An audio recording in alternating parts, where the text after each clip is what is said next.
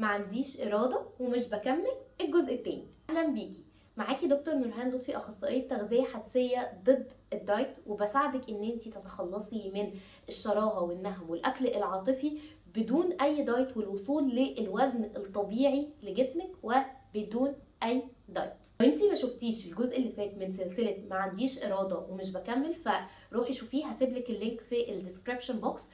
ودلوقتي خلينا نتكلم على نقطة مهمة جدا جدا جدا بلاحظها في كل العملاء، وهي فكرة التعامل مع الحلويات، التعامل مع كل أنواع الأكلات اللي أنا بخاف منها وبضطر أمنعها، ولكن في نفس الوقت أنا قدامها بقول إني ضعيفة.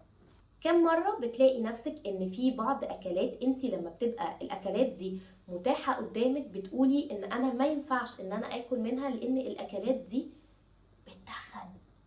ايوه، بتتخن. مفيش اكل الحقيقة ان هو بيتخن او بيخسس، ولكن الطريقة اللي احنا بناكل بيها هي اللي بتبقى المشكلة. الاول خلينا ناخد كده ورقة وقلم واسألي نفسك ايه الاكلات اللي انا لما باجي ان انا اكل منها بلاقي نفسي بفقد السيطرة على الكمية وعلى النوعية دي من الاكلات. اكتبي النوعيات دي والكميات دي وشوفي ايه بقى اللي بيكون كومن معاهم.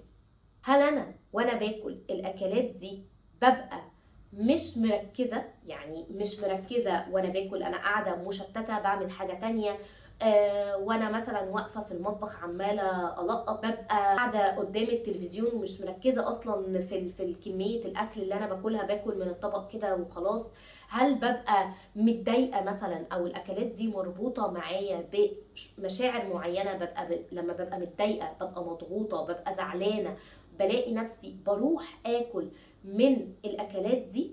فده اول حاجة تسأليها لنفسك، انا عادة باكل الاكلات دي امتى؟ تاني حاجة هتسأليها لنفسك، هو انا عادة لما باكل الاكلات دي انا ببقى جعانة؟ اعملي ريفلكشن كده على اخر مرة حصلك فيها مثلا اي نوع من انواع الشراهة، وشوفي هو انا كنت ببقى جعانة زيادة عن اللزوم؟ هل انا كنت ببقى مش فاهمه هو انا باكل الكميات دي كلها ليه؟ هل انا كنت مثلا ببقى واخده فطاري، ببقى واخده كميه اكل طبيعيه من الاكل؟ فشوفي النقطه دي وركزي عليها قبل ما تقرري ان انا عندي مشكله مع انواع الاكلات دي. ممكن تبقى المشكله مش في نوع الاكله دي، ولكن في ما قبل الاكله دي، باكل قد ايه قبلها. طيب هتقولي لي دلوقتي، طيب انا ممكن اكون ان انا بعمل كل ده وجربت كتير ان انا اتعرض للاكلات دي او ان انا اكل منها، ولكن بلاقي نفسي مش قادرة اوقف ومش عارفة اتحكم في الكميات، وببقى خايفة جدا ان الاكلات دي طول ما هي قدامي انا مش هقدر اسيطر عليها.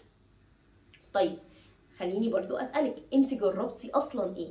هل انت جربتي ان انت وانت بتاكليها بتقولي لنفسك انا هاكلها النهارده بس، او في الوجبه دي بس؟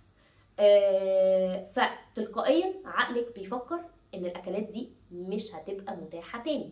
زي كده ما احنا دلوقتي في رمضان في وجبه السحور او مع الميه او الكلام ده كله بنلاقي نفسنا ان احنا دايما بنتعامل بسكرستي او بندره مع الاكل، ان مش هيبقى متاح الاكل تاني، فالحقي كلي دلوقتي عشان الاكل دلوقتي متاح. نفس الكلام بيحصل لما انا بكون باكل الاكلات دي بالطريقه دي، ان انا بقول لنفسي وانا باكلهم، انا حاطه في دماغي ان وانا باكلهم انا باكلهم دلوقتي وبس، مش هيبقى متاح تاني اني اكون باكل الاكلات دي. تاني حاجه ممكن ان انا اكون بعملها ان انا اصلا باكل الاكلات دي على جوع عالي، يعني عدم تحكم في انواع الاكل وفي الاختيارات وفي الكميات كمان.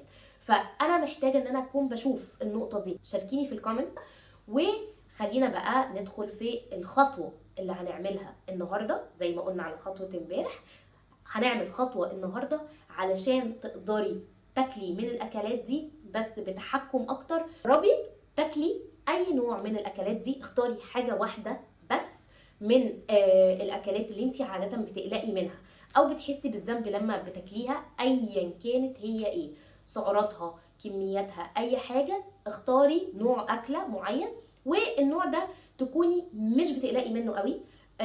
يعني نص نص، بتحسي بالذنب بس مش بتحسي بالذنب قوي يعني، وخلينا ناخدها بالتدريج. دي اول حاجه.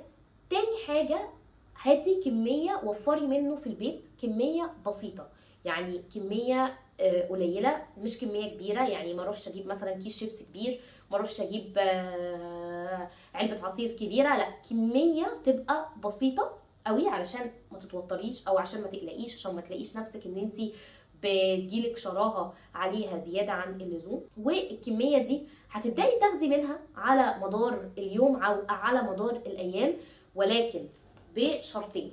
اول شرط فيهم ان انت ما تكونيش جعانه. اهم حاجه تاكليهم بعد وجبه كامله، او بعد خلال ساعه من وجبه كامله، من فطار، من غدا، من عشاء، وات ايفر. بس اهم حاجه وانت بتاكليهم تكوني بتاكلي وانت مش جعانه. دي اهم شرط، وده اهم شرط. تاني حاجة، ان وانتي بتاكلي هتركزي على الريحة بتاعت الاكل ده، الطعم بتاع الاكل ده، وهكون باكل منها بالراحة، باكل منها زي ما بنقول بوعي. الطريقة دي هتساعدك جدا ان انتي وانتي بتاكلي تكوني حاضرة مع الاكل، حاضرة مع الطعم، فهتقدري ان انتي توقفي منه بسهولة. هكرر الخطوة دي او هكرر الطريقة دي مرة 2 3، واشوف هو انا كل مرة لهفتي على الاكلة دي بيبقى شكلها عامل ازاي. هل كل مرة بروح بنفس اللهفة وبنفس الحالة، ولا بروح بفكرة ان هو كده كده موجود، كده كده متوفر. وشوفي نفسك بتتصرفي ازاي. جربي الخطوة دي من النهاردة ولحد بكرة الفيديو الجاي، هقولك بقى خطوات تانية. حطيلي في الكومنت كل اسئلتك الخاصة بالنقطة دي، وكمان شاركيني تجربتك وانتي بتعملي التجربة دي النهاردة في البيت. واستني بكرة ان شاء الله هنتكلم على الجزء الثالث من ما عنديش إرادة ومش بكمل، ولكن هنتكلم في النقطة اللي ليها علاقة بالأكل العاطفي، المشاعر، التعامل مع المشاعر، وازاي تبدأي تعملي ده. ولو عجبك الفيديو بتاع النهارده ما تنسيش تعملي سبسكرايب للقناه، وتعملي لايك للفيديو ده، وتفعلي زرار الجرس عشان يوصلك كل جديد من القناه. ولو انتي حابه تشتغلي معايا، او حابه ان انا اساعدك اكتر بالشغل الشخصي معايا، فهسيب لك لينك الانستجرام علشان تبعتيلي عليه. لو انتي عندك اي سؤال اكتبيلي في التعليقات، ومستنياكي في فيديو جديد. باي باي.